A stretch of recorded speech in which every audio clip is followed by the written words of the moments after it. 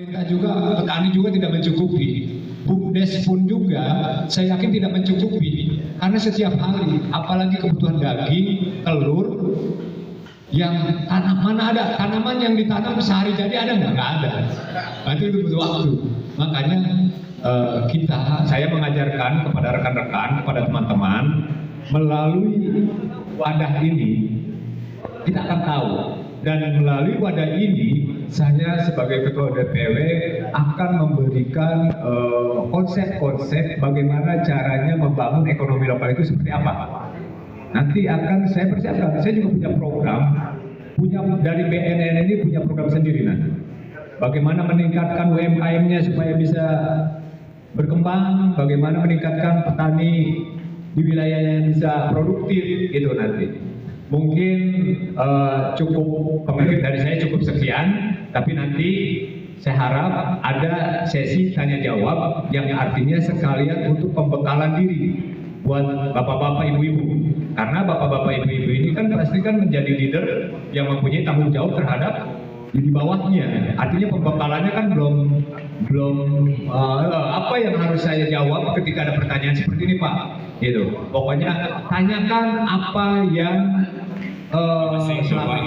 atas pertanyaannya.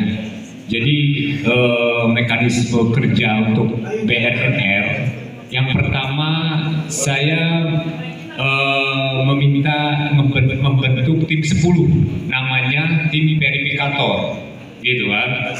Tim verifikator ini artinya ujung tombak kita itu yang dibentuk oleh desa, yang dibentuk oleh Ordes. Ordes itu membentuk tim 10 namanya, yang disebut tim verifikator. Itu yang menentukan artinya valid tidak data kita. Saya sebagai Ketua DPW artinya saya akan berkoordinasi. Contoh kecil saja. Saya misalkan di sekolah, saya akan minta data sekolah dari provinsi. Pemerintah pasti nggak mungkin langsung update datanya. Mungkin mereka data yang lama. Saya patokan ke sana dan saya melihat data yang ada di MBG ini. MBG patokannya atas dasar database, ya kan? Nah, database ini biasanya nggak akan valid dengan apa yang terjadi di TKP-nya, gitu kan? Yang pertama DPW mencoba mencocokkan dengan DPC kabupaten. Kabupaten nanti akan mencari data pemerintah menyesuaikan dengan provinsi. Setelah itu dari DPC ke kecamatan akan mencocokkan itu. Setelah kecamatan itu masih by data ya. Kecamatan lari ke desa. Desa itu masih by data. Nah, ketika data itu ada perubahan, yang lebih valid lagi yang menentukan itu adalah tim 10 itu, Pak. Tim 10 namanya tim verifikator. Tim 10 itu akan datang ke sekolahan, langsung bertanya dengan pihak sekolah atau kepala sekolah, nama berapa murid yang ada di sekolahan ini, atau mungkin kemarin sudah ada yang pindah, mungkin kemarin ada murid baru masuk. Itu yang dibuat data update. Itu fungsinya tim verifikator, tim 10. Jadi mekanismenya seperti itu untuk kita beda data ya, untuk awal itu. Nah, terus kerja kita ini apa nanti selain itu? Kerja kita hanya mengawasi saat ini. Mengawasi saja, dan kerjaan kita nggak harus dari jam 8 sampai jam 5 kerja, enggak. Kita itu bisa 1 jam kerja sudah selesai. Karena kan berbasisnya aplikasi. Kita hanya memonitoring.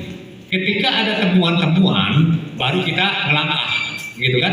Kan sekarang kita nanti berbasisnya aplikasi. Misalkan menu hari ini untuk besok ya, katakan menu untuk besok, kita sudah melihatnya di aplikasi. Jadi menunya itu tahu bahwa ada daging, telur, buah-buahan, susu. Nah, ketika besok sudah terrealisasi beda dengan apa yang Badan Gizi Nasional tentukan, nah itu kan temuan artinya, ya kan?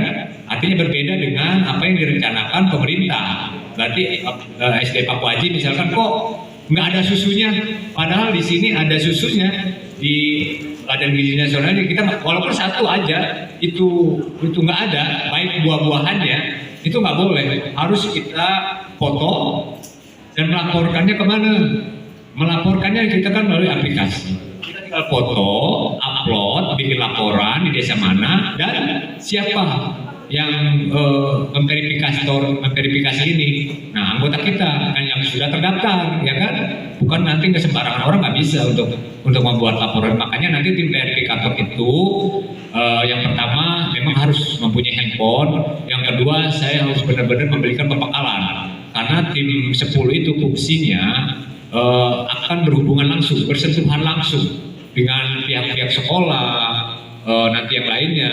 Makanya nanti ada surat tugas, ada ID card, tanda pengenal, itu nanti akan saya persiapkan gitu kan, karena saat ini kan kita baru membentuk struktur gitu. Nanti emang ujung tombaknya itu tim 10, makanya nanti bapak-bapak, ibu-ibu yang jadi pengurus desa nih, yang meng-SK-kan itu nanti desa. Nanti ibu-ibu benar-benar mencari tim 10 ini yang memang birokrasinya bisa ngomong lah minimal kan, bisa ini gitu kan, itu intinya.